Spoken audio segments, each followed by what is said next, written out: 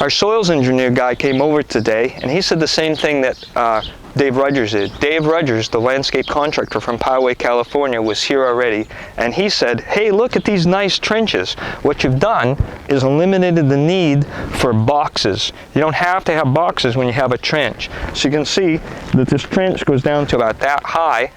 I just dug them out, and I dug them out, and I threw what I removed right up into here to make a nice bed. This is some spring onions that I planted in a barrel. The soils engineer said that I need to flatten this out and remove a lot of these trees. A lot of these trees that are here that are blocking the sun. These trees are blocking the sun right now. These have grown up over the winter. That's a winter tree that's grown up. All that was added just in one season. The soils guy said to remove all that, so that this area can get sun. I'm going to do that. So we're going to have this area in front.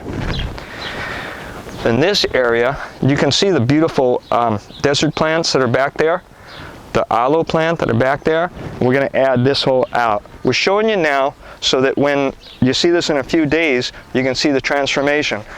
The soils guy said to take all these trees out, all these kind of brambled up trees, and we use this in the soil to amend the soil. And you can see that we've already started with fruit debris and stuff that's left over from the kitchen waste. We've made mounds of this over the winter and it's ready to plant in the spring. I asked the soils engineer this morning, can we meet our goal of 50%?